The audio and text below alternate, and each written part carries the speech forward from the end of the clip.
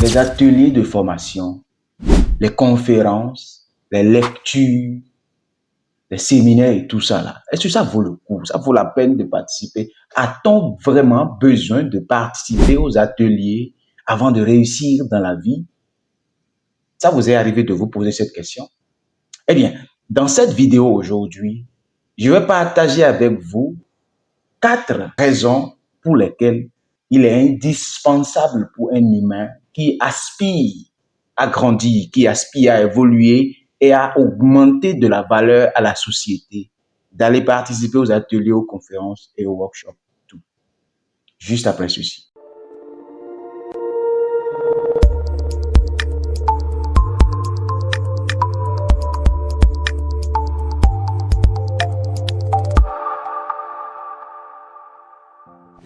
Avant de vous donner les raisons, permettez-moi de vous parler un peu de ma relation avec tout ce que je venais de citer, conférences, lectures et tout. Jusqu'à l'âge de 26 ans, le seul livre que j'avais lu, c'était Un piège sans fin de Olin Bailey Knopp. Je l'ai lu en première dans les années 2008-2009. Le seul livre que j'ai lu, c'est le livre programme à l'école. Et vous pouvez imaginer, ma vie en son temps était noire. J'étais dans l'obscurité obscurantiste.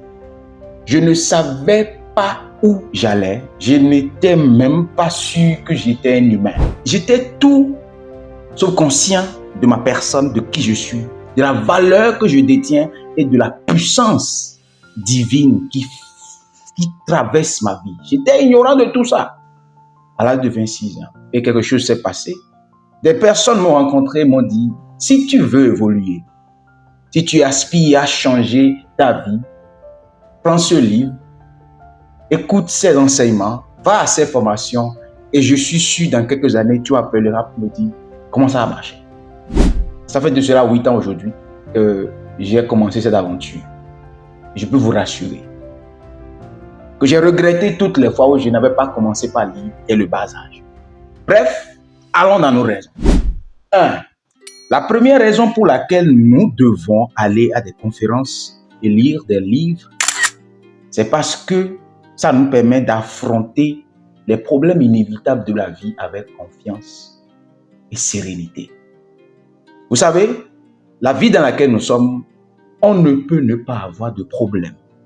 Il n'y a pas ce jour où nous ne sommes pas dans un problème. Soit nous sommes dans un problème maintenant, soit on vient de quitter un problème ou on est sur le point de rentrer dans un problème. Imaginez un boxeur professionnel qui, c'est sur le ring, en face de son adversaire, qu'il demande maintenant aux arbitres, aux situations d'attendre qu'il va aller apprendre comment prendre les poids, comment s'entraîner. Est-ce qu'il va gagner? C'est clair, c'est impossible. C'est la même chose. Notre cerveau, c'est comme les muscles là, qu'il faut développer.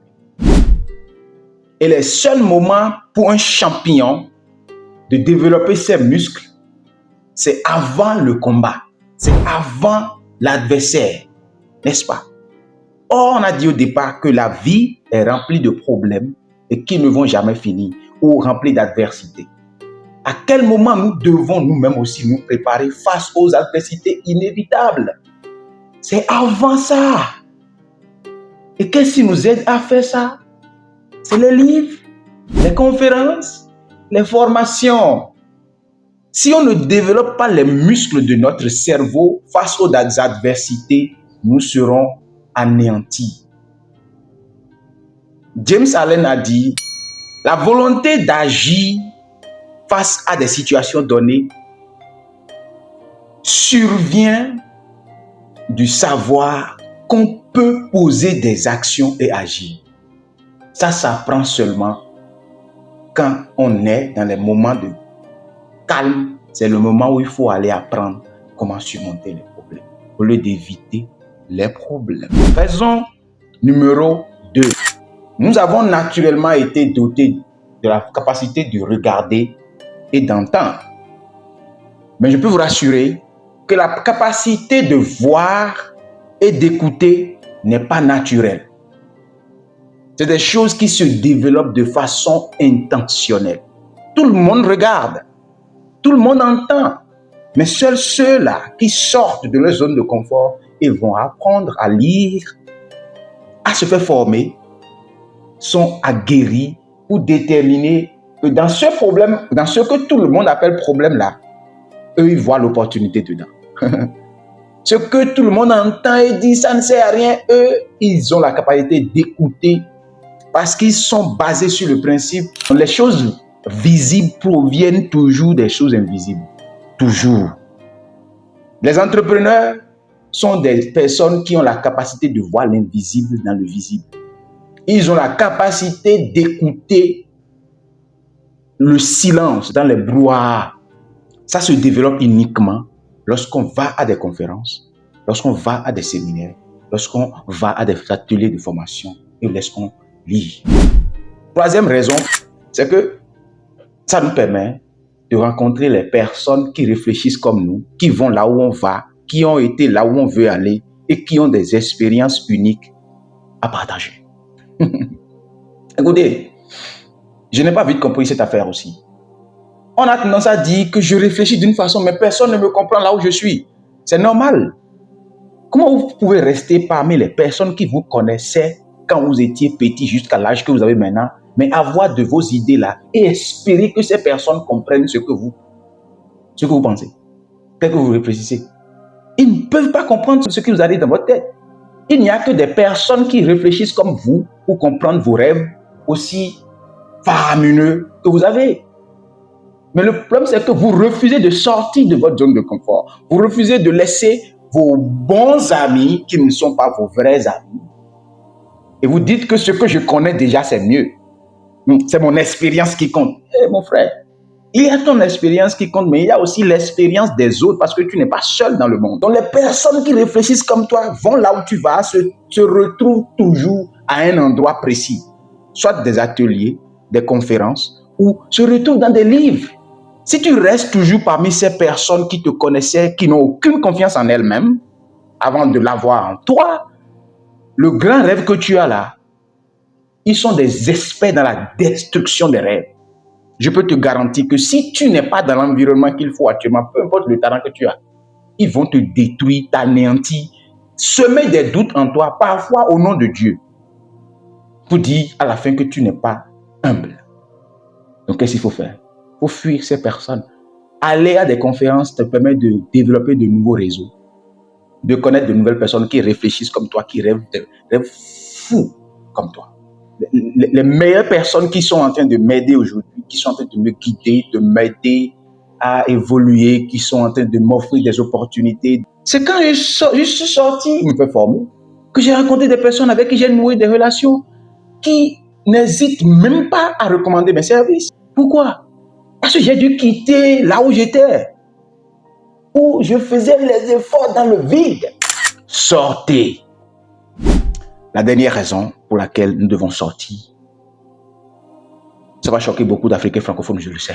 C'est qu'en allant lire ou participant aux conférences, vous apprenez à désapprendre pour réapprendre comment apprendre à notre génération actuelle.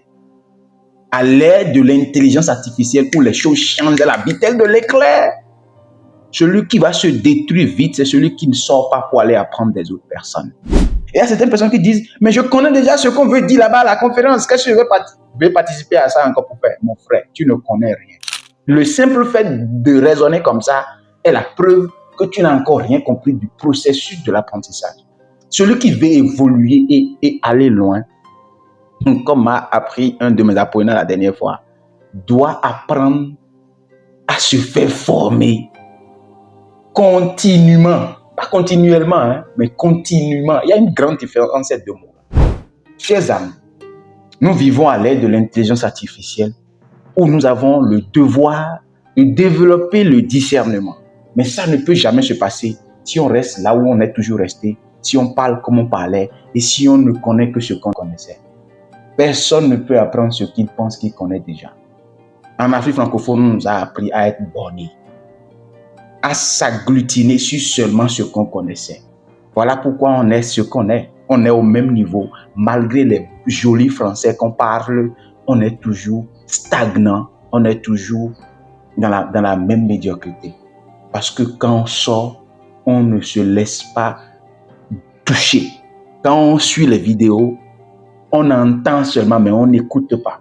Quand on regarde les vidéos, on ne voit pas ce qu'on dit. Parce qu'on ne sort pas pour apprendre comment développer ses compétences, chers amis.